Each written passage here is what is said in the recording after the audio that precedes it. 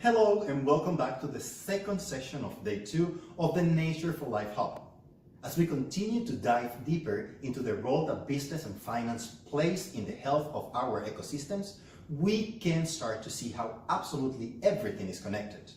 I am pleased to introduce the second session of the day, Transforming Finance for Nature, a task force to support transparency and accountability for finance and nature. Please enjoy.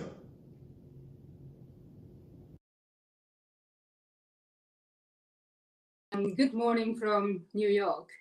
I'm Midori Paxton. I'm heading the ecosystem and biodiversity work at UNDP.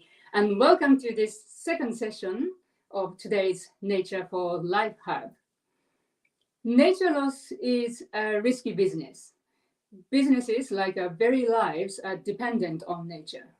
In fact, more than a half of the global GDP is in some way dependent on nature. To take one example, the Dutch central bank says that the country's financial sector is exporting 28 billion euro in products that rely on wildlife pollination services. And we know that pollination is services that are in huge decline. And to take another example, the global travel and tourism industry that accounts for 10.4% of our planet's GDP and 1 in 10 jobs is in jeopardy because of COVID caused by a viral jump from disrupted nature to human society. So this means that the $948 billion capital invested in this industry last year is at serious risk. So how can financial institutions and businesses understand better and manage these risks so that industries can create mutually supportive relationship with nature? This is what we'll be discussing in this session. Financial institutions have a critical role to play in protecting nature. Our futures and future business returns are entirely dependent on our treatment of our environment. And our behavior will define how nature pays us back. So with this, I would like to introduce Margaret Curl, WWF's Global Finance Practice Leader, with her thought on this session. Margaret.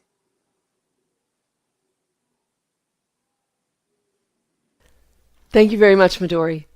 2 weeks ago, the World Economic Forum published an article with the headline, "Wildlife Populations Have Plummeted by 2/3 in 50 years." This alarming headline was drawn from WWF's most recent Living Planet report. It shows an average of 68% decline in the global populations of vertebrate species since 1970.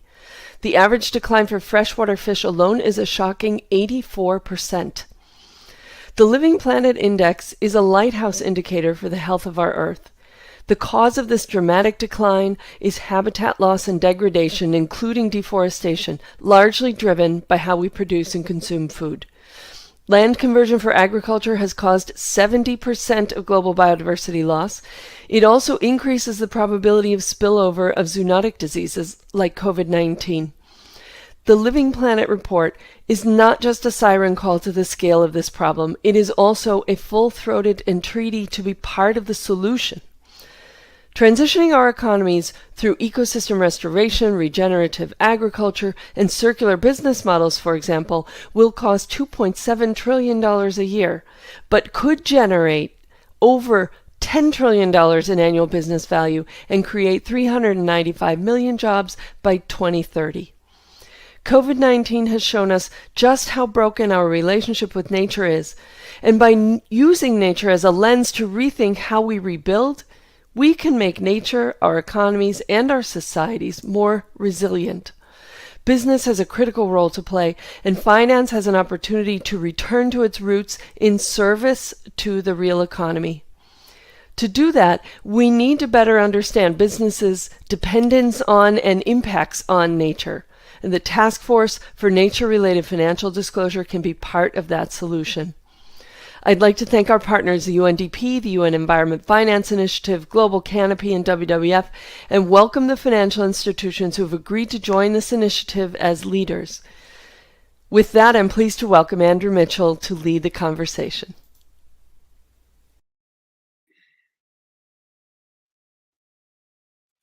Well, hello everyone from around the world. It's quite remarkable the penetration that these events are having. Just yesterday's events had over 100 million impressions and hashtags around the world. So it's quite extraordinary to think how many people may be listening to these presentations today. I'm Andrew Mitchell. I started out life as a zoologist, hugging orangutans and trees. And now I rather curiously find myself sort of hugging bankers and pension fund managers, because what I discovered is that by hugging trees and orangutans, I couldn't save them that way. And I've, in my lifetime, seen an extraordinary degradation of nature around our planet. I've been privileged to work in rainforests and savannas and across oceans, and everywhere today we see this terrible degradation of nature. You've just heard the numbers. They're terrifying. Half of the world's economy depends on nature for its success. Yet we're burning nature down day by day, and it's going to turn around and bite us. It already has, because things like COVID-19 don't happen just by chance. They are a very good example of unrecognized nature-related risk. This is the risk we're all running, is that if we continue to dig away at the foundations of our economy, sooner or later it's going to collapse. And all our lives now are being transformed by a tiny piece of nature that we can't even see. But the emergence of these viruses is exacerbated by the degradation of nature, the transport, illegal transport and trapping of animals into markets. And these are just one example of how we are degrading nature and how it's going to affect us. The big problem, in my conclusion, is it's all about the movement of money. Unless we change the movement of money, we will continue to finance ourselves into extinction. It's a tough thing to say, but it's probably true. And so we need to think about this. And most of us don't think about our money that much. You put it in the bank and you leave it there, but you don't really ask what the bank is doing with your money. You put it in a pension fund, you hope it pays out 60 years later maybe, or 50 years later, but you don't really think too much about what that pension fund is doing with your money. And the big question that faces us all is, how do we make money nature positive and not nature negative? And that's the fundamental question that we're facing today in this session. How do we transform nature and finance? And we're delighted that we're going to be talking a little bit about a new task force that's being developed to do just that. And so without further ado, I would like to hand over to Minister Bergère Abba, who is going to be telling us about her perspective from the French government. Bergère Abba is Secretary of State to the Minister of Ecological Transition in charge of biodiversity. She implements policies relating to protected areas, wildlife hunting, and water management. And Minister Bergère Abba, please, you have your remarks, please. You have the floor. Dear all, it's my pleasure to be with you today. I would like to thank all the people involved on this project with us, WWF France, Global Canopy, the United Nations Development Programme, and the Finance Initiative of the United Nations Environment Programme, and the British government for their cooperation on this topic. As you know, biodiversity is very high on the agenda for France. We will host the World Nature Congress of the IUCN in Marseille in 2021, and I believe that this event will help us build a strong and ambitious framework for biodiversity at the next CBD. Besides, since he took office, President Macron has been fully involved in boosting green and sustainable finance. As an illustration, we will organize a new One Planet Summit at the beginning of 2021, dedicated to biodiversity, and green finance will be one of the main agenda items. On a more personal note, let me tell you that I'm fully involved and my agenda is regularly filled with green finance events. I was Tuesday at the presentation of an initiative called Global Biodiversity Score, which helps companies to calculate their footprints and on biodiversity. Today I'm here with you, and next Thursday I will attend an event called Act for Nature, where French companies will show how they are committed to protect biodiversity. We are all aware that the collapse of biodiversity is among the major risks facing our societies worldwide. The current health crisis highlights this risk, and therefore the urgent need to act. The amount of funding needed globally is huge. Financing biodiversity conservation requires a change in scale and method. The private sector can play a crucial part in redirecting financial flows in favor of biodiversity. At domestic level, France is already on track to amend its legislation to include biodiversity risk in the mandatory reporting standard for financial institutions. We are convinced that the work of the Task Force on Nature-related Financial Disclosure will accelerate the understanding of this issue. It should also lead to a reduction in financial flows and economic activities that are harmful to biodiversity, and trigger a massive redirection of flows towards activities that are favorable to biodiversity. The TNFD is in line with the strategy launched in France at the G7 Environment Ministerial in May 2019 to encourage the emergence of biodiversity finance. For this reason, I believe co-chairs of the group need to be strong actors in financial sector, like BNP Paribas, who I understand is candidating for it. It's essential to me that this work results in establishing robust measures and scenarios. Doing so, the links between the evolution of biodiversity and ecosystem services and the responsibilities of economic and financial actors will appear clearer. This will help these same actors to assess in a standardized manner all the risks and opportunities linked to the capital allocation decision. The commitment of the private sector will be key in the success of this initiative. I'm very happy to see so many private financial actors from all around the world ready to participate in the informational working group, and I thank you for your attention.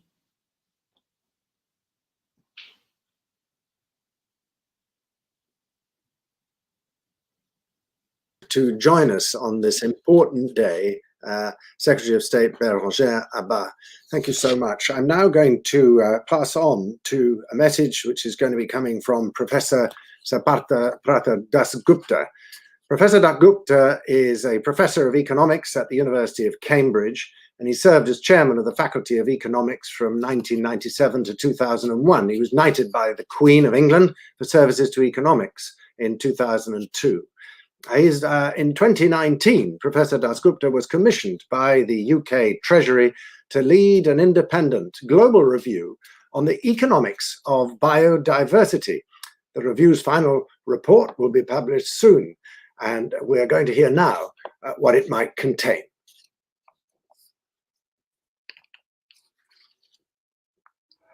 Thank you, Andrew. It's an honor to have been invited to speak to you all today. And I've been asked to speak about risk and uncertainty in the context of humanity's engagement with nature. At its core, the independent global review on the economics of biodiversity, which I've been asked to prepare by the UK Treasury, and which will be published this autumn. The review provides a framework that understands and addresses biodiversity loss as an asset management problem. The reason is that we are all asset managers. Individuals, households, communities, and institutions, including firms, governments, and financial institutions, manage their assets in line with their motivations as best as they can. These assets include produced, human, and natural capital. Each of us would wish to manage these assets to achieve a portfolio that is best under the circumstances. But humanity as a whole is failing to manage its global portfolio of assets efficiently. In today's economy, we do not run down the stock of produced capital to the point of depletion, because it is widely understood that doing so would reduce the economy's productive capabilities. Quite the contrary, nations accumulate produced capital. Yet, we are continually depleting ecosystems like estuaries, forests, and mangroves, in some cases to the point of collapse, and the biodiversity that makes them productive, resilient assets. Global capital accounts reveal the way we are depleting our natural assets. In a major publication sponsored by the United Nations Environment Programme, researchers have tracked produced capital, human capital, and natural capital over the period 1992-2014 in 140 countries. Estimates show that globally produced capital per head doubled, and human capital per head increased by about 13% over this period. But the value of the stock of natural capital per head declined by nearly 40%. A world with a healthy biosphere could choose to draw down its stock of natural capital and use ecosystem services to accumulate produced capital and human capital. That is what economic development has come to mean among many people. But that view and the practices the view has encouraged has meant that in recent decades, our global impact on the biosphere has exceeded the biosphere's regenerative rate. The degradation of natural assets gives rise to risks in terms of losses and disruption to economic activity. This has macroeconomic and financial risks for businesses and financial institutions. Nonlinearity, a familiar term, is a feature of ecosystems. It amplifies those risks and fuels uncertainty. If you divide an ecosystem into parts by creating barriers, the sum of the productivities of the parts will typically be lower than the productivity of the whole, other things equal. Reducing the size of a forest by half could decrease the functioning of that ecosystem by a different factor, in turn causing, for example, a dramatic change in water cycles. Relatedly, ecosystems can shift to new states at what are known as tipping points. Such shifts can occur from accumulations of small pressures, for example, regular runoff of phosphorus into the lake, that at a certain point tip the system into a new state, a eutrophic lake. In the extreme, a shift may be irreversible, and the point at which a specific change in an external driver would lead to the ecosystem tipping into a different stability regime is never known with certainty. So, ecosystem nonlinearities, possible regime shifts, and related risks, as well as the uncertainty about where tipping points lie, their consequences and their possible irreversibility have significant policy implications. First, ecosystems provide services that are not easily detectable, but have been found to be critical to our well-being. We know that with the passage of time, we may learn that ecosystems are even more valuable. This additional worth is known as the ecosystem's option value. For example, the world's ocean is home to a vast quantity of unknown genetic diversity. Only an estimated 10% of marine species have been described to date. Ocean biodiversity provides opportunities to discover novel genetic resources, for example, for use in antibiotics. Option value emphasizes the wisdom of keeping our options open. Switching from one course of actions to another is typically costly. This is a feature of nonlinearity, by the way. Restoration of nature takes time, and its destruction can only be reversed at considerable cost, and once extinct, is lost forever. So while restoration is important, this suggests that it is less costly to conserve nature than to restore it once damaged or degraded, all else being equal. Remember the old adage, prevention is better than the cure. Second, since production and consumption possibilities involving the biosphere are characterized by nonlinearities, this is at odds with the requirement of any well-functioning market system. There is a strong economic rationale, therefore, for quantity restrictions being a better policy choice than price mechanisms. Such quantity restrictions might include, for example, restricting access to an ecosystem through protected areas or restricting the quantity of fish that can be removed from a coastal fishery. The financial sector is well placed to help us to manage these risks and uncertainties through increased assessment and disclosure of nature-related financial risks, along with increased measurement and disclosure of impacts on natural assets. Furthermore, the risks of life and property that are associated with ecological degradation are positively correlated among people. When mangrove forests are replaced by shrimp farms, there is a heightened risk of damage from cyclones because those mangroves previously provided coastal protection. Insurance markets are unable to function well with correlated risks. Insurance markets are inevitably imperfect, and national and supranational institutions may be needed to fill the gap. Humanity faces a fundamental choice. We can continue down a path where our demands on nature, extracting resources and discharging waste, far exceed its capacity to supply the goods and services on which we rely on a sustainable basis. Or we can change course and take a path where humanity's engagement with nature are not only sustainable, but also enhance our collective wealth and well-being and that of our descendants. Understanding and responding accordingly to the risks and uncertainty associated with ecosystem is a necessary first step if you are to take the latter path. Thank you.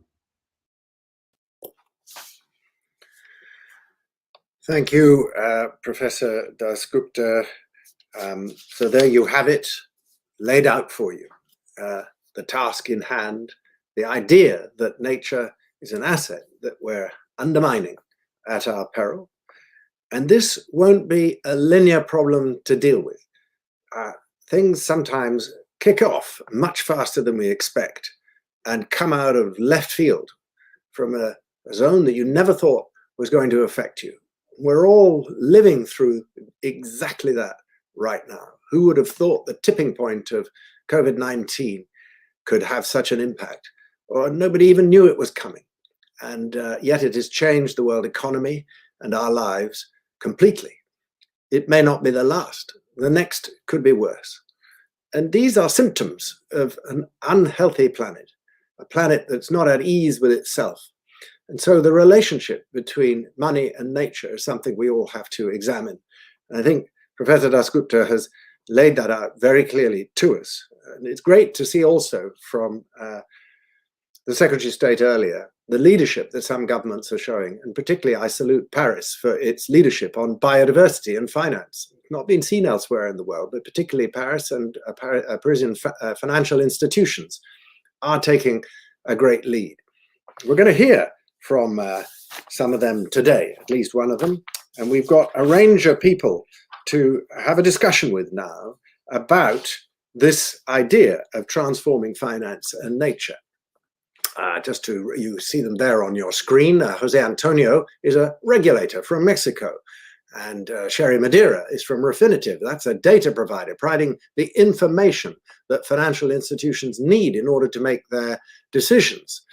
Sylvain Vanstor is from AXA, a giant financial group based in Paris that's looking after people's money and investing it.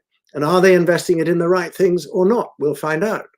Danone, a company that's operating in 170 countries around the world, providing good food for people to eat and healthy products, organic products, a leader in this area. And Eric Subherra will be telling us a bit about their work. And then finally, we've got Hannah Heineken, who is with the Rainforest Action Network based in New York. And she, of course, is looking at rainforests, but not from the position of the trees, but from the position of the money that might be cutting them down.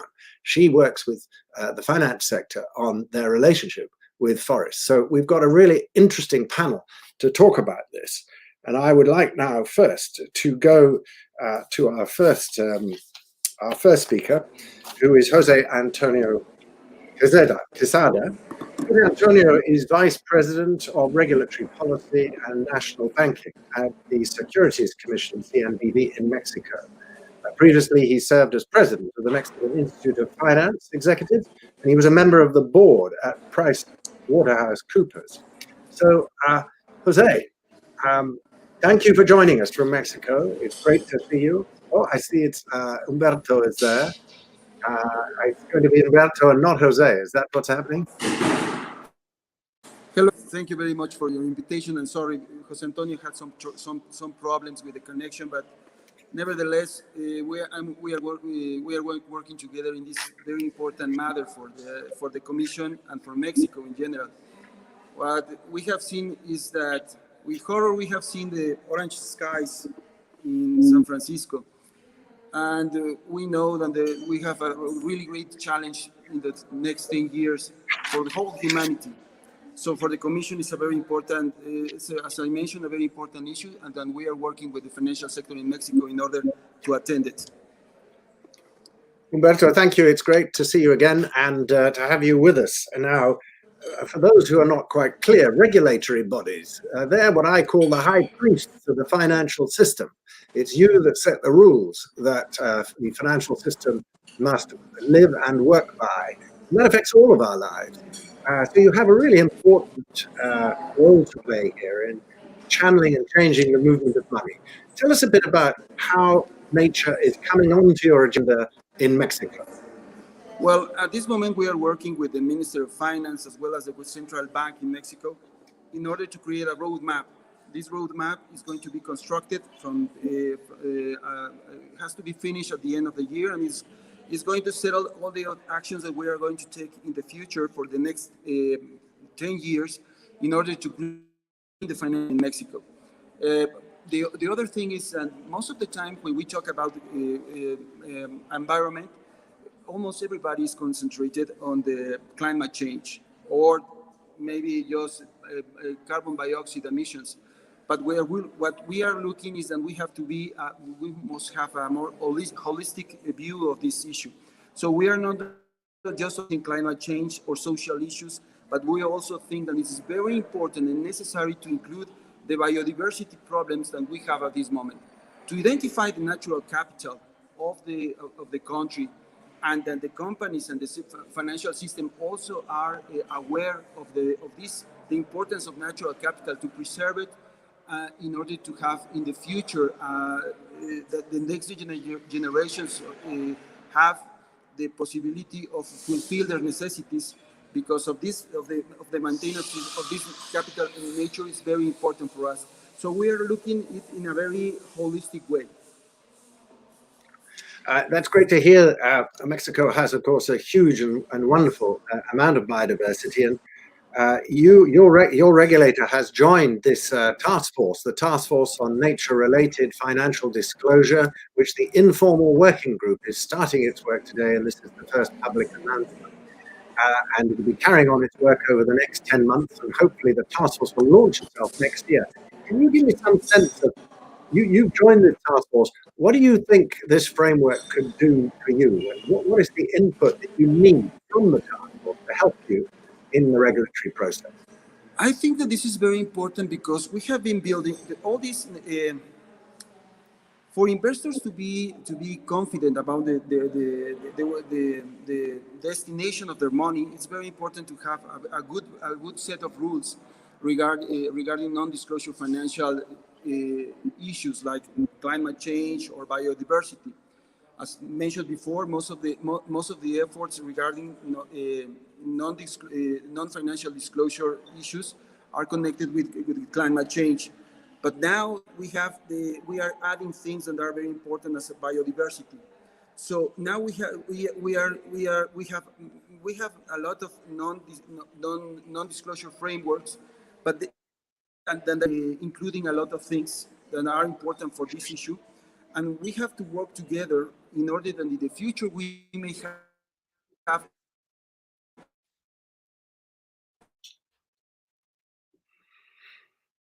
Well, okay, carry on. We lost you a second. Just finish off what you were saying. That's fine. Yes, it's very important to include in non-disclosure financial regulations the biodiversity issue. So the investors have or feel comfortable with the destination of their money. So it's very important the work that we are going to do in the TNFD just to complement the TCFD efforts. So we are very happy to be part of this effort, and it's very necessary. We have a very few time, so we are very happy to do that. Let me just ask you a question about pension funds, actually, because I get quite a lot of questions about this from people saying, look, I put my money in my pension fund and I expect it to pay out decades later. But what's the point if it pays out into a dead world where we can't breathe the air and nature is dying? Shouldn't we have a change in the mandate for pension funds so that they should think not just about people, but planet as well, not just about profit, but the future of world that they're going to finance? There's no way that we can think about profit if we don't have a planet, or if we don't take care of the biodiversity. All the funds that are invested in companies must take into consideration that these companies must be sustainable for the company and also sustainable for the planet, in order that we can have or achieve to have a return, but taking care of the nature as well as the biodiversity. So we are entering into a world, and we have new generations that are more aware about the importance of taking care of the nature. So we have and the bank system must take into consideration the new requirements of these new generations that want that the nature be respected. So that's our challenge, and we have to take it seriously. Well, Humberto, thank you very much for those remarks. I think I'm going to move on now to Sherry Madeira, who is from Refinitiv. Refinitiv is one of the world's largest providers of data into the financial system. And that's what we need. But we need better data, because most of the data that goes into the financial system is just financial data on financial capital. And if you look inside so many terminals that investors use or bankers use to find out information, it doesn't contain much information about natural capital. Now, Sherry joined Refinitiv as Chief Industry and Government Affairs Officer in March 2019. Sherry's team is responsible for managing geopolitical, regulatory, and market structure risks and opportunities. She chairs the Future of Sustainable Data Alliance, which was started early in 2020, launched at the World Economic Forum this year. I was there. Well done, Sherry. It's really exciting to see that. But inside Refinitiv's data portals, do you have lots of information on nature, or will you have it soon? Thanks very much, Andrew, and thanks for having me here today on this really important topic. Of course, I'm going to try and structure some of my comments around data. You know, that's what we know, and I think it becomes the bedrock of some of these discussions going forward, so that we can implement what is, you know, a really important theme. I'd like to think about three different things. The first is biodiversity disclosure. So I think we're talking a lot about how nature is affected, but how is it that we can find data in order to support, you know, what good looks like? So the first one is biodiversity disclosures. The second is thinking about actually how it is that we can halt green crime. And starting to think about how it is that we can take action in order to be able to work on the market from that angle. And then the third one is thinking about what data we're going to need for infrastructure investment in particular, which has a huge footprint and a very long-term effect on nature and the environment, as well as, of course, financial opportunities. So when you think about biodiversity data, I'm not going to dodge your question, Andrew. You asked about is the data there? And the answer is somewhat. I think that there's a huge call for more focus on natural capital loss and understanding how it is that we quantify that.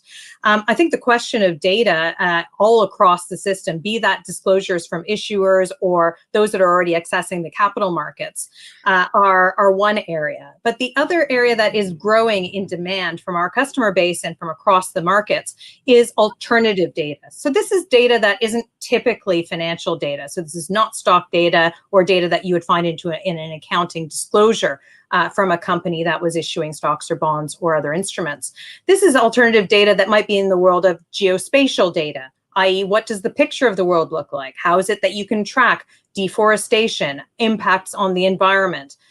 Data that also includes climate change, weather patterns, shipping patterns, patterns of migration, density of wildlife, etc. These things aren't typically what previously we might have been offering for financial analysis, and now it's becoming even more important. And this importance is being driven even by the COVID-19 pandemic. Investors are looking more and more at this sort of data. So do we have it all? Absolutely not.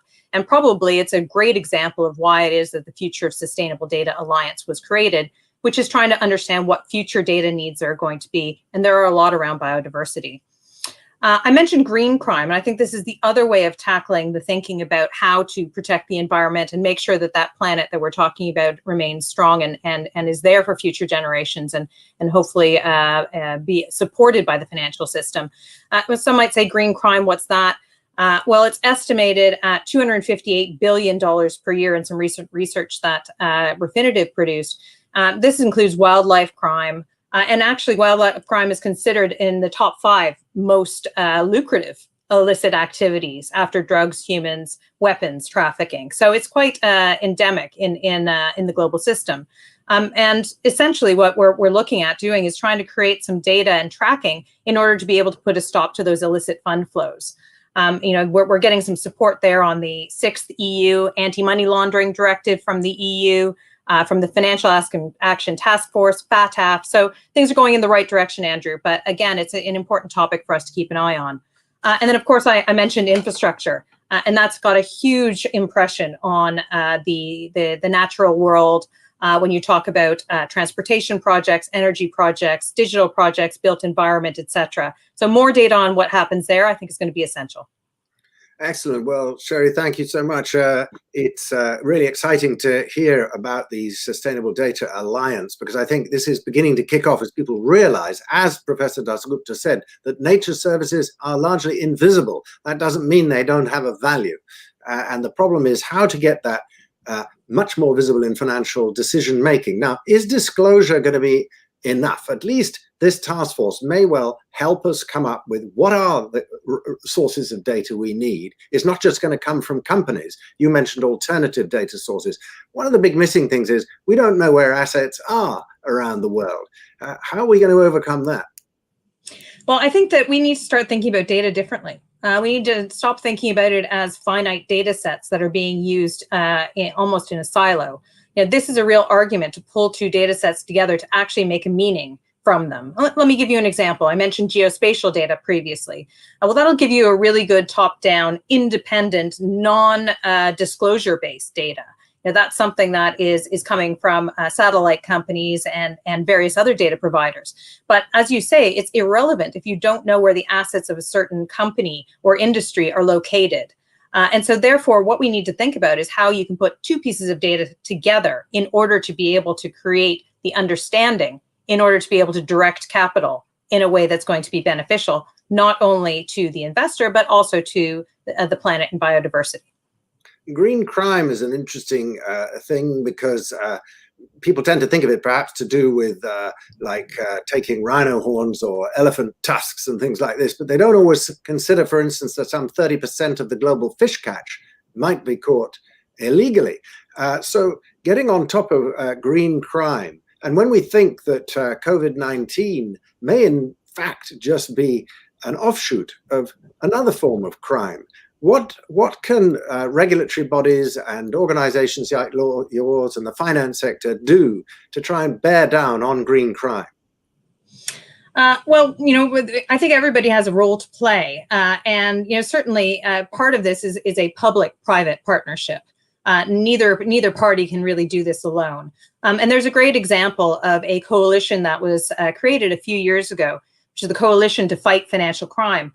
And Refinitiv is a really proud member of that. But it also includes Interpol and Europol, and trying to understand how it is we can create data links that are going to be able to understand how the cash flows, and so therefore follow the money and find the culprits in this and try and cut out that illicit flow. It's also absolutely important to have some rules and regulations. some of those things, when we talk about crime, we need to make sure that there is a corresponding understanding of how it is that we can capture this and make sure that it stops. Right now, only 1% of global illicit fund flows are captured. 1%. So I think there's a lot of work for us to do there, and certainly we have to come together in a coalition. Well, thank you, Sherry. There's obviously much more work to do there. Let's move on, and we're going to have a chat now with Sylvain Vanstor, who is Group Head of Climate and Environment at AXA Group. He's in charge of integrating ESG risk, that's environment, social and governance risk and opportunities, into AXA's group's product development and risk management, underwriting and investment processes. And of course, he's very much involved in climate change and biodiversity. Sylvain, welcome. Now, just tell us a bit, you're a giant financial institution based in Paris, deploying money all over the world. How do you try to keep your footprint on nature as light as possible? Thank you, Andrew. Can you hear me well? Yes, we can hear you well. Okay. Thank you. Well, thanks for inviting me to this event. I think it's a key issue. Frankly, the whole issue of biodiversity finance is quite new in our industry. We've been working on climate finance for a few years now. Most of us really were boosted by the Paris Agreement 5 years ago. But biodiversity is a new concern, even though for researchers, clearly the state of biodiversity, which has been declining, which is actually quite critical in many areas, is a well-known fact. To answer your question, currently we don't know how to make financial flows having a light footprint on nature. You mentioned, I think, at the beginning of your introductions, making sure that how can we make money nature positive and not nature negative? Right now, I have no way of finding out whether AXA's own accounts assets, so we do manage quite a lot of assets on behalf of our insured clients. I have no way to find out what is the actual impact of those financial flows on nature. But there are some solutions that are starting to emerge, and for this we clearly need a more organized ecosystem of players, data partners, peer activity, regulatory insights, and so on. So clearly, this is the beginning of a useful journey, I think. I think one of the problems I hear from people in the finance sector is this word materiality. It often say, well, nature-related risk is what they call non-material. And for those that don't know what that means, it basically means you can trash nature for free, and it doesn't show up in the share price or the products of the companies you're investing in. To give you a specific example, a palm oil company, for instance, might convert a large area of rainforest to grow palm oil. It's a very profitable product.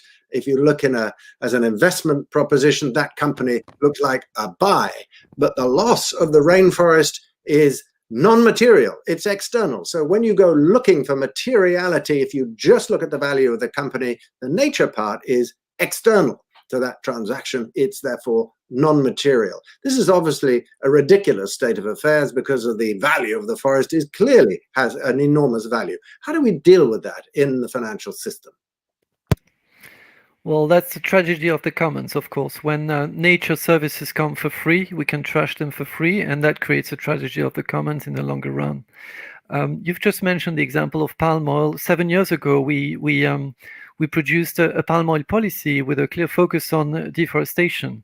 So not all palm oil production has to be banned, but actually some players out there, especially in Indonesia and Malaysia, are following some of the right sustainable palm oil principles, and others are not. So we're trying to differentiate between those two.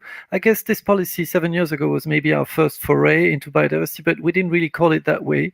We called it a palm oil deforestation policy. About materiality, clearly the way financial systems are organized, biodiversity loss doesn't come into the equation yet. It comes in a very indirect manner and with a longer horizon. That means it can't be accounted for in traditional financial accounting. That is the concern the people you've been talking to have alluded to. You mentioned risks to our investments, but actually we're also thinking about quite simply the impact of our investments on biodiversity, regardless of the risk, the outside-in risk to our investments. We've been doing this on climate change. When we started typically 5 years ago divesting from coal, this was initially truly a financial decision based on the whole concept of stranded assets. So basically investing in companies that were so reliant on coal and with a very high carbon intensity, these might fail to operate in the longer run, and this would cause a problem for their investors. But we've also started working the other way around with trying to measure the impact of our investments on climate change and on the so-called warming potential. We also need to achieve this in the world of natural services protection and biodiversity loss. We need to understand how this loss of biodiversity will impact some of our investments in some regions, in some sectors, but also the way some of these investments is harming nature, and we simply don't want to contribute to this. Well, Sylvain, thank you very much. In the interest of time, we'll need to move on, but I salute AXA for its leadership that it has shown in this area. You produced an excellent report commissioned by the French government last year and have joined the new task force. So we look forward to working with you over the coming months. Thank you. Some of these issues out. Thank you very much, Sylvain. If I may now go to Eric Subherra, who is from Danone. Danone is a leading global food and beverage company present in over 120 markets. It sells dairy and plant-based products and is a global leader in organic and plant-based food. And Eric is leading the company's sustainability strategy at the global level. And he also serves as the chief executive of the Danone Ecosystem Fund. Eric, welcome. You're a big company. You have a big footprint out there in nature. And you are obviously working very hard with farmers to produce food sustainably. There are big challenges here. Tell us about how this looks from Danone's perspective. Oh, you're muted. Thank you very much for the invitation, and I think it's really fascinating to hear the conversation today. Yes, Danone is a food manufacturer. That means that our very DNA is rooted in basically the nature.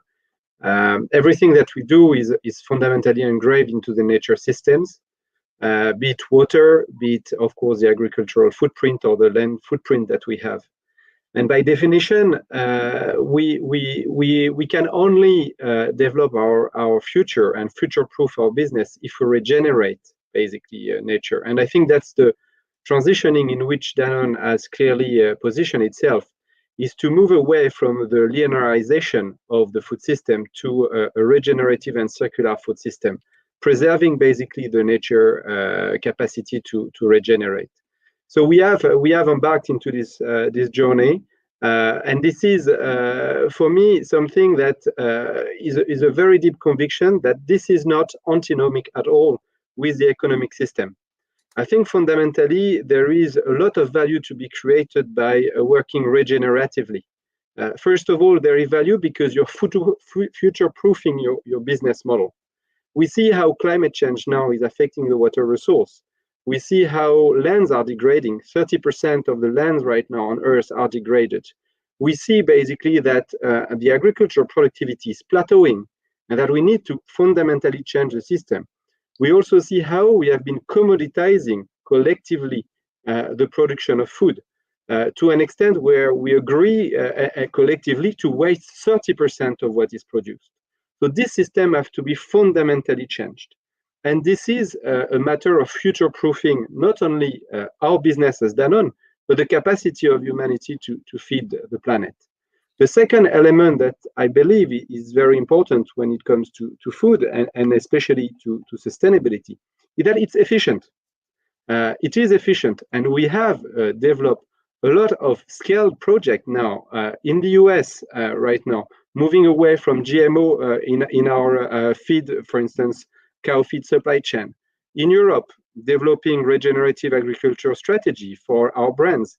We committed in France, for instance, to be 100% regenerative by 2025, investing tens of millions of euros in the transformation of our upstream. And we do that not only because we believe it's sustainable, but because it's efficient. Because you save on intrant, and basically because you restore soil health, and by restoring soil health, you bring back the capacity of the system to regenerate, and this is economically efficient for the farmer. So this is a virtuous cycle that you can implement. And this is a second point that is also very important, is that by doing that, you reduce your risk exposure. And this is where it's connecting with the financial discussion we had before. I think you said that externality on nature are not tangible. I believe they are. And they are increasingly tangible now. So it's up to the financial community now to change their beta valuation, to include the externality monetization in the way they look at business models. And not to fall in the trap of the tragedy of the commons, or that are less and less commons actually, because they are affecting the life of the farmers everywhere in the world. Or the tragedy of the horizon. We see how the climate change has accelerated now. We see how much this is impacting earlier than expected the yield of the farmers. So this is tangible economic value that we need to reinstall into the economic system. That's something that is very important. So, Eric, let me I want to ask you on that point. A really interesting one is how what you're doing is connecting up to the financial sector. Obviously, doing a lot of things on the ground, but the owners of your company, the shareholders, the big pension funds, and others that might. How do you report these changes? How can you see companies like yours reporting up the chain in a meaningful way that will enable them to change that beta value? So we are developing business models that we can of course and that we are discussing with our investors, up to basically a decision that we took this year during the year-end results of Danone to announce our EPS, including the carbon impact. So we are monitoring now our EPS, including the impact of our carbon. And why we're doing that is because by putting in place regenerative agriculture, by transforming our upstream supply chain, we have been able to declare that we peaked in 2019 our full scope emissions in Danone, which means that right now, every year, we're going to decrease our carbon exposure volume-wise. And we're going to decrease that faster than our organic EPS generation. So basically, our decarbonization not only is future-proofing our business model, but it's increasing also potentially the EPS if you include the liability of carbon. So that's an indicator we have committed to basically declare and basically share with our shareholders. Other examples, we have been one of the first companies to launch green bonds and to associate basically the cost of our debt to basically sustainability criteria. And we have other ideas that will come this year. But I think we need to go much faster. And I think we need to really now change the rule of the game and really include fundamentally the externalities into the valuation. One of the big things I believe is that if you take agriculture, a farmer should not be paid only by the volume of things that it is producing, but also by the ecosystem services that the farmer is producing. And that should become a source of revenue for the farmer, because that's the way to transition the model, maintaining the cost of food to an appropriate level. And there was a study last year issued in the UNGA by the Food and Land Use Coalition, showing that how we could redirect the 1,000 billion, I mean the trillions, there is 1 trillion of subsidies in the agriculture sector spent every year by states. If you redirect that for payment to ecosystem services, you can transform the thing. And my last point, and I think it is also for the financial community also to invent with players like us new rules.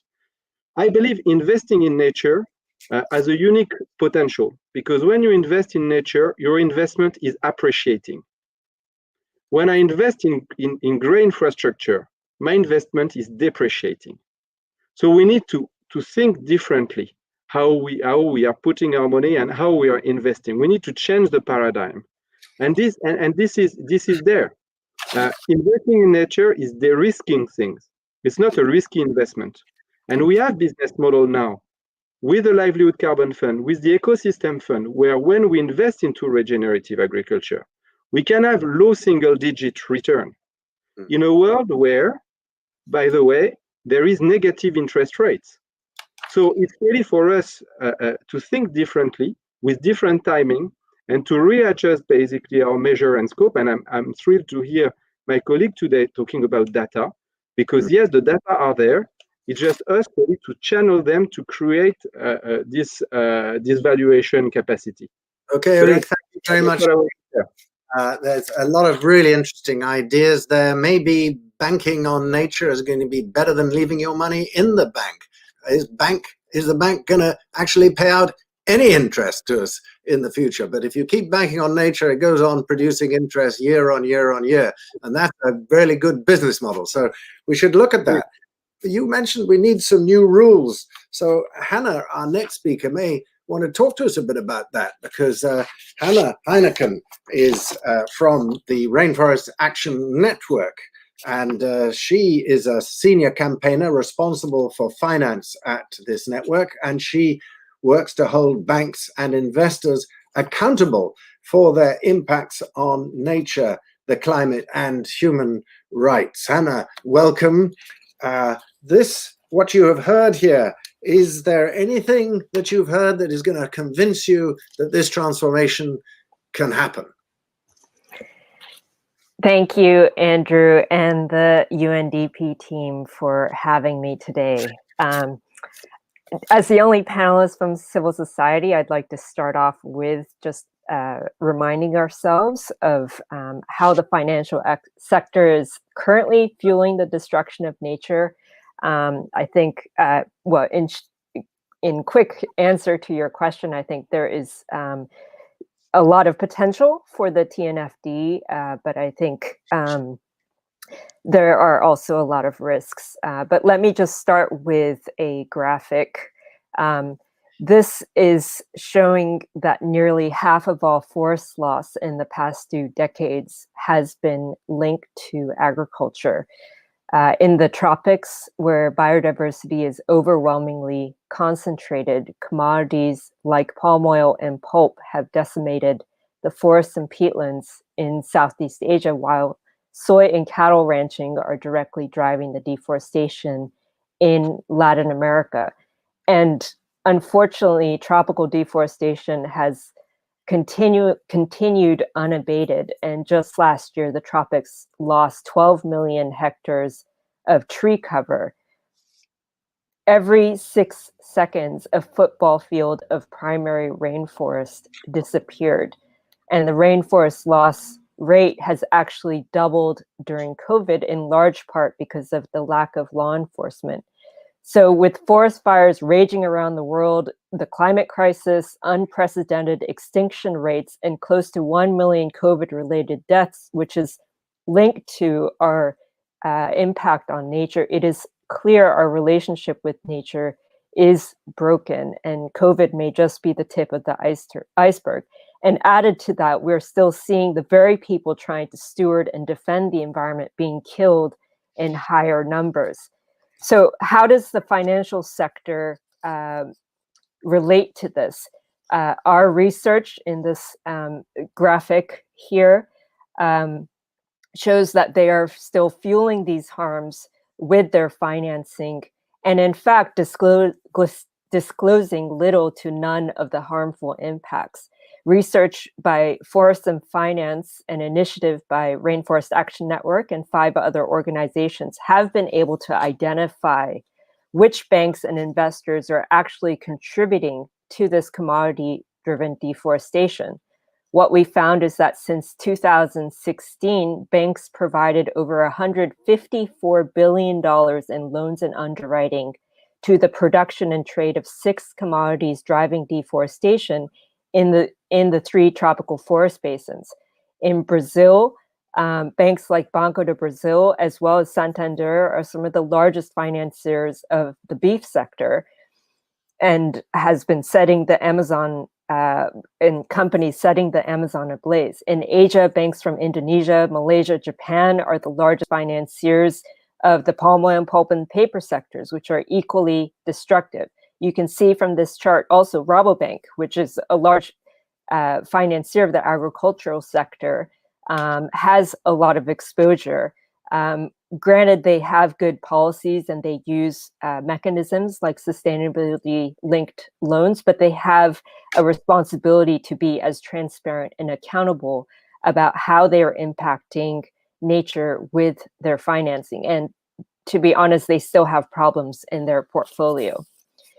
The investment side is also quite problematic. And our next graphic here shows that this year in April, about $37 billion in bonds and shares were held in the same universe of companies' operations. And the most exposed are the Malaysian government-linked funds, followed by Brazil's development bank, BNDES, but also in the top 5 are the largest asset managers in the world, including BlackRock and Vanguard, who have been repeatedly voting against resolutions to address deforestation. So, and none of these top 15 investors, save for the Government Pension Fund of Norway, are providing the necessary transparency or accountability to stakeholders about their impact in nature. So this is exactly why we need the TNFD. We need accountability for the deforestation, for the land grabbing, for the pollution, and so on that is causing our ecosystems to degrade.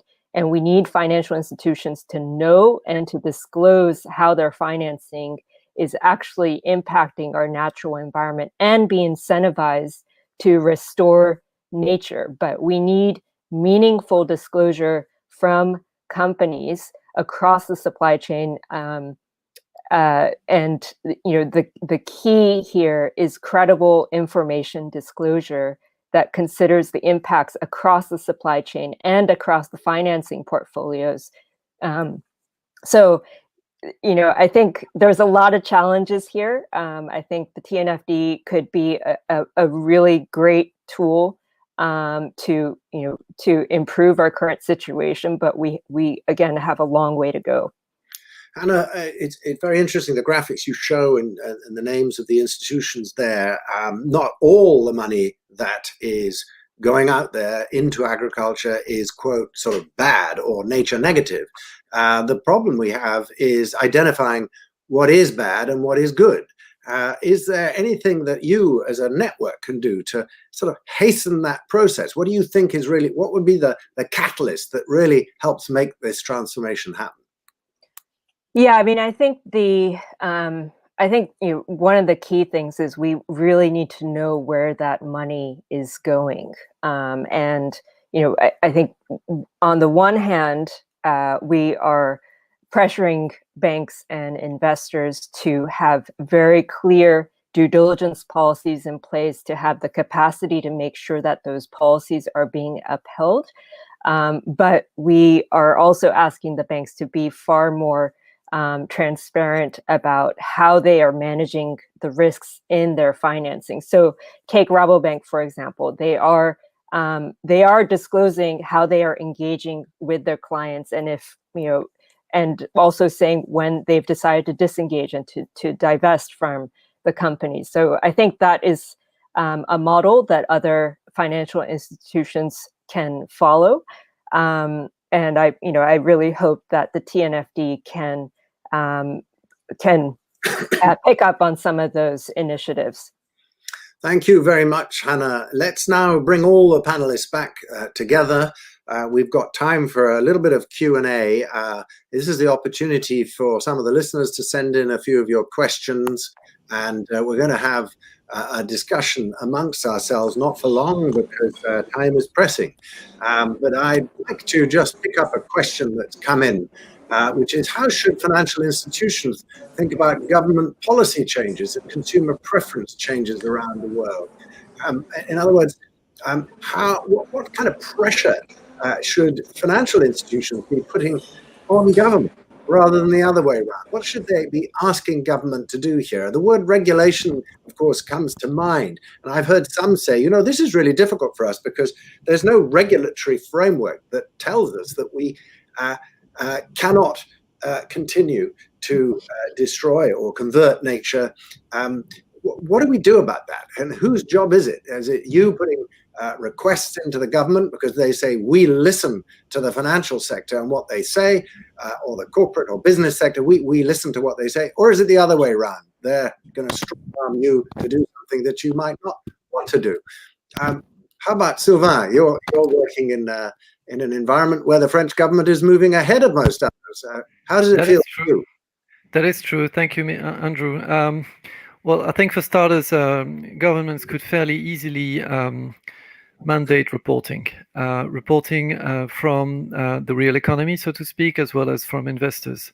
This usually tends to be a first very good step into changing the way you do business. There's emerging regulation to that effect. France implemented a few years ago a really interesting climate-related reporting requirement on all investors and asset managers, pension funds, and so on. And it's been, it's expanded to include biodiversity. The TNFD, the future TNFD, of course, will be instrumental in pushing this forward. I think we should also highlight maybe the role of CBD COP15 next year. If COP15, if in the Kunming agreement, we could have a clear mention that financial services players have a key role to play as enablers into reorienting financial flows in line with international agreements on biodiversity protection. This could play a very transformative role, much in the same way as the Paris Agreement Article 2C, which said exactly that, had on AXA and our peers following the signature of the Paris Agreement.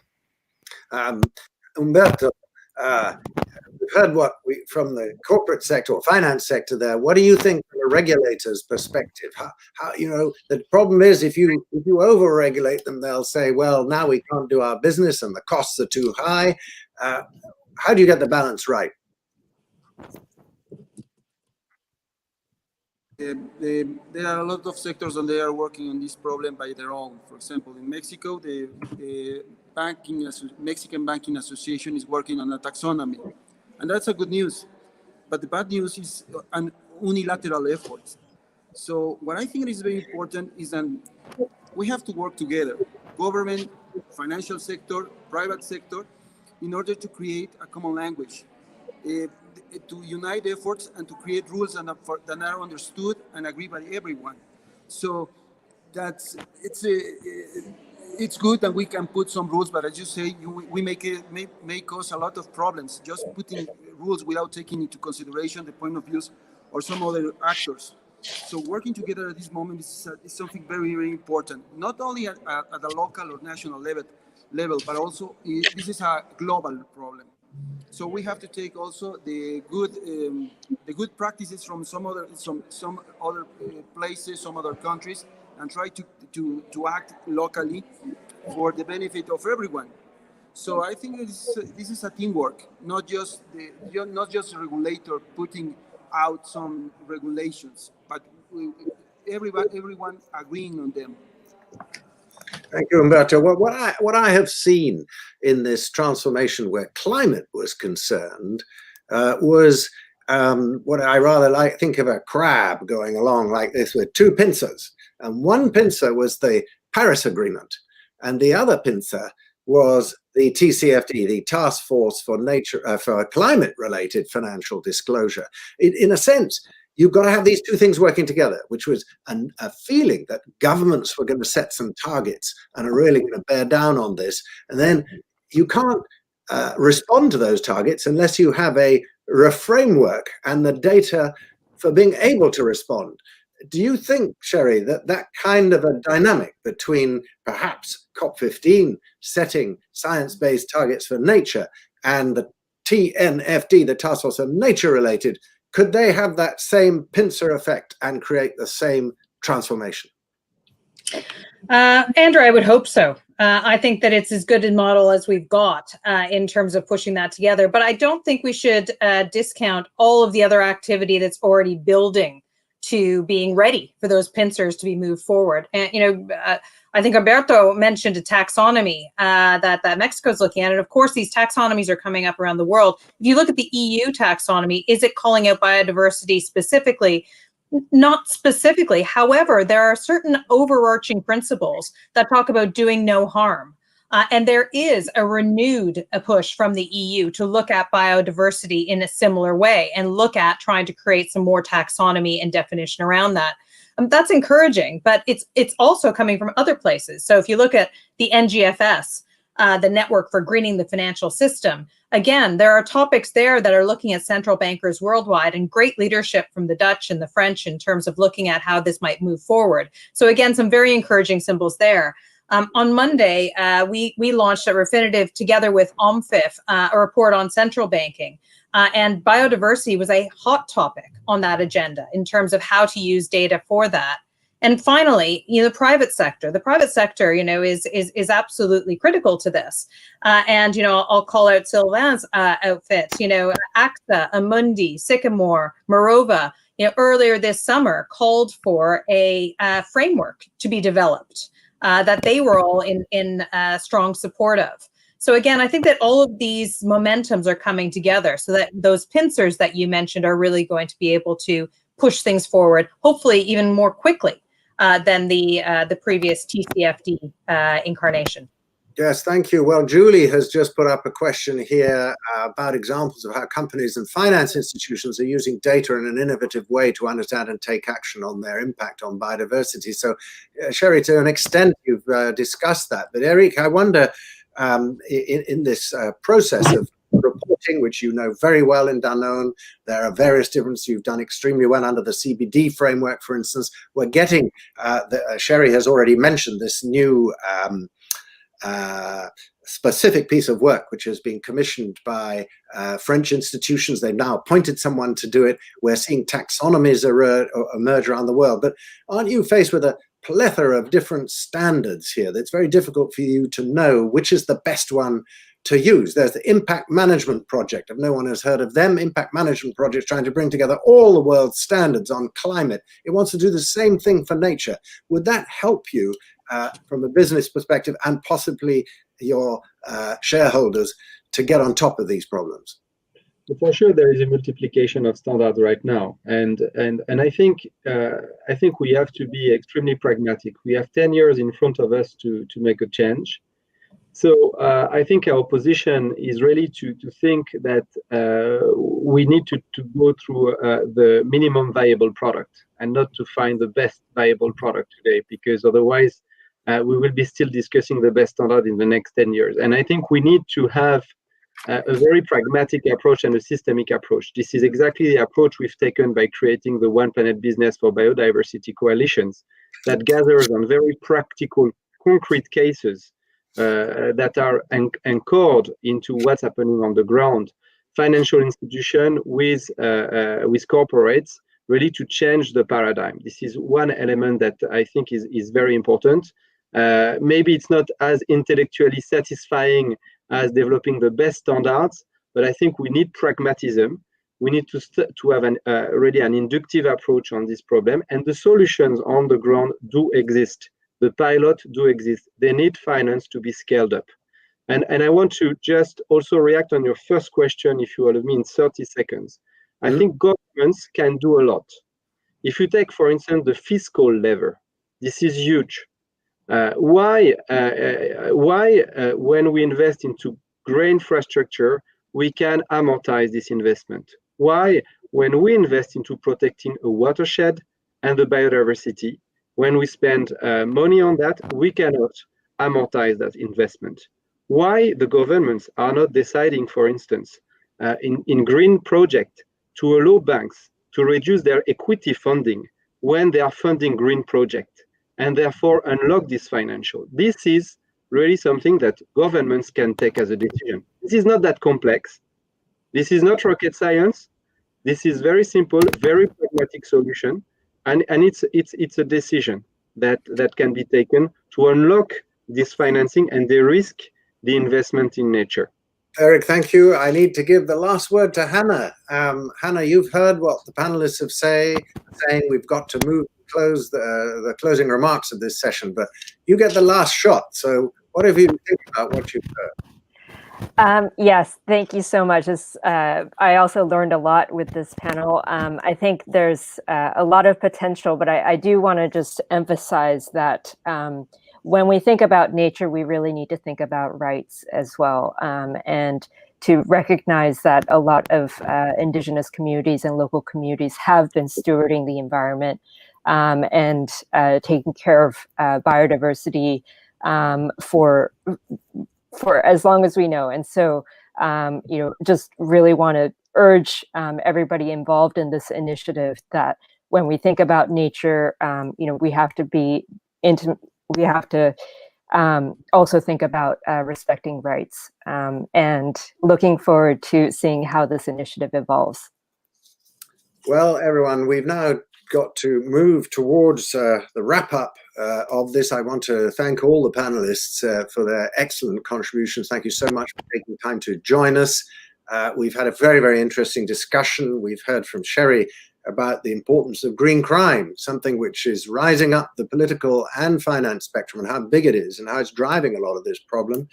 Sylvain has told us that it's really difficult to know whether your finance is good, is nature negative or nature positive today. So that's something we've really got to work on in terms of the standards and metrics. That's a key job for this task force, which is getting its work underway, and we're telling you about it today. That's what we've got to do. Eric has told us that we need a new circular system and regenerative agriculture, and interesting opportunities to finance that through green bonds. They're real upside opportunities. It's not all just about risk, it's also about making money. And that is important for the finance sector, to find these new products and innovate them. And we've heard also from Umberto about the role of governments and regulations, and how regulators can help set the table for this transformation to happen. But it's got to be a partnership between the finance sector and the regulatory bodies. And we've also heard from Hannah that there is a lack of clarity about where all this money is going, this tsunami of money that's going around the world. And not all of it is good for nature. A lot of it is bad for nature, but it's very hard to know what's good and what's bad. And not only is it just coming from private sector institutions, but it's also coming from governments in the form of subsidies that are poorly designed and are often nature negative. So the real opportunity is to turn this around, and we'll see a transformation occur in nature in the coming decade.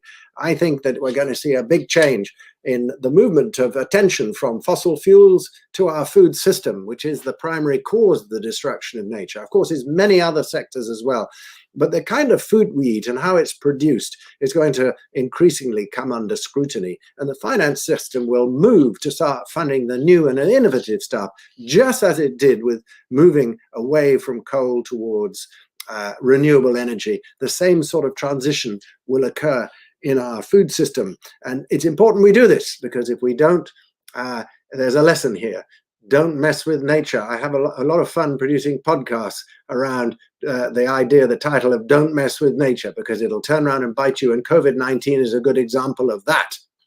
So, ladies and gentlemen, thank you for listening to us. We're now going to turn to some closing remarks from Elizabeth Mrema, who is the Executive Secretary of the Convention on Biological Diversity. For those who don't know, that is the equivalent of the United Nations Convention on Climate.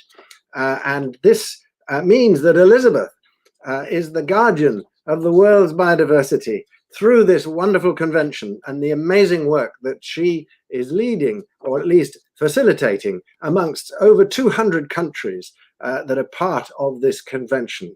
Elizabeth, we're so pleased that you got time to join us today, and we'll have a hear of reflections on what you have heard. Elizabeth, you have the floor. Thank you very much. Indeed, the finance sector is important in our work protecting nature, and we are delighted that they are coming on board to join on this journey protecting nature. Distinguished participants, dear colleagues, indeed, it's my honor to close such a great panel organized collaboratively by UNDP, CBD Secretariat, as well as UN Environment Program on such an important issue. As the speakers, the panelists have indicated, several recent reports have clearly also gave us that picture. If we recall the Intergovernmental Science Panel, Science Policy Platform on Biodiversity and Ecosystem Services, World Economic Forum, WWF, even our own Global Biodiversity Outlook just launched a week ago, all are warning us about the continued global loss of biodiversity with huge consequences for the well-being and the global economy. These reports, and the speakers have mentioned also some of them, clearly indicate, and we all now agree, if steps are taken and all actors act, each one of us in our own way, the situation can be reversed. Several good examples in the world exist. They give us hope, as well as give us good presentations we've also heard today of how different companies are already taking action to ensure that their actions indeed are greener and sustainable for nature. All you have said during the panel, loss of nature is increasingly recognized as a material risk to financial institutions and businesses. It is to be better addressed, measured, and reported. But the potential for the banks, insurances, and investors to minimize their biodiversity-related financial risks are also to increase your opportunities to invest in biodiversity through the development of financial mechanisms such as bonds, blended finance, and others, which you have all mentioned and you know better than myself, will only be realized if appropriate government policies, regulations, and incentives are equally in place. We know countries, we've heard from France in a different forum this morning, are also beginning to develop regulations along these lines.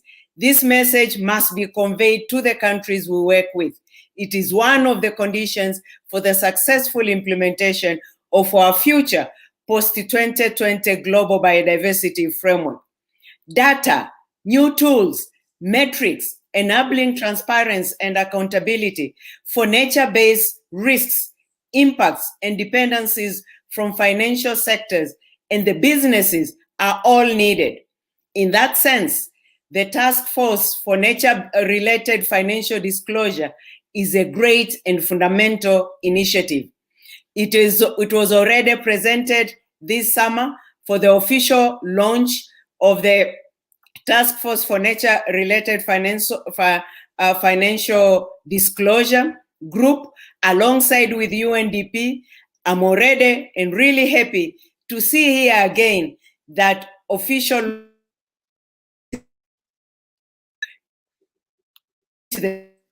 is a member is further growing. First, at its meeting 2 weeks ago, 62 organizations were represented, about 40 financial institutions, both from North and South, governments, regulators, companies, UN entities, NGOs, and others. Indeed, it was a great success to see all these organizations coming together. But the work has only begun. The task is important, particularly over the next 6 months, to determine the scope and the mission of the this working group. How financial institutions will operate, how will they measure, how will they report their performance in terms of risks management and biodiversity financing. I very much hope that many other public and private financial institutions and companies around the world will be involved to support this work, especially in the developing countries where biodiversity is particularly at risk, and that they will also join these pioneering institutions in taking action against biodiversity loss while protecting their own businesses. I'm confident that this work will be closely linked to our post-2020 global biodiversity framework, its goals and targets that will be agreed at our next UN Biodiversity Conference in China next year. This work will be one of the major legacy programs for our next conference of the parties. And I'm sure that you we at the CBD Secretariat will be ready to work closely with all of you to make it a success. Thank you very much, dear panelists. Elizabeth, thank you so much for those inspiring remarks. It is indeed a great enterprise that you are also leading, but also joining hands with us on the task force. It's something that people all over the world are going to be involved with, working together with banks, insurers, investors, and the general public too, because we all need to make our money matter and to think where what our banks and what our pension funds are doing with our money, and make sure it gradually transitions, and as fast as we can, because nature can't wait. We can't wait to fix climate and leave nature. We've got to do it all at the same time, and there's no time to lose. So thank you everyone for your remarks. I'm now going to introduce Jessica Smith, who joined UNEP Financial Initiative, that's the United Nations Environment Programme Finance Initiative, in August to lead the ecosystems work stream. And for the past 7 years, she's been directing her own consultancy firm, but has a great deal of experience working with the Equator Principles and cross-sector biodiversity initiatives. So Jessica, we leave it to you for the final wrap-up and tell us what's happening next. Thank you, Andrew. Hello, everyone. Thanks so much for everyone's participation in this event on transforming finance for nature. We've seen numerous examples and mounting evidence that biodiversity loss represents significant material risks to financial institutions and businesses. This session was a great opportunity to draw on technical expertise from central banks, data providers, biodiversity experts, and scientists on the risks and opportunities linked to biodiversity, understanding impacts and dependencies on nature. We know that the next 18 months will be critical if we want to bend the curve of nature loss, achieve the targets set out by the Paris Agreement, and boost the implementation of the SDGs. In October, the UNEP Finance Initiative Global Roundtable will be picking up this topic and looking at how biodiversity targets can accelerate the finance sector's response on nature. In the Nature for Life Hub Business and Finance theme today, I welcome you to join the next session, Nature Rules, a New Accord with Nature. It will focus on exploring how laws and human rights frameworks can help prevent extinctions and halt biodiversity loss. Thank you again for your active engagement and contribution on today's important topic. What an amazing session. Thank you to our moderator, keynote speakers, and panelists for their insights. After a short break, we will return to this space with more on placing nature at the heart of financial and business incentives. Visit us at natureforlifehub.org or at the official UNDP Twitter account at UNDP Live. Stick around, we'll be back.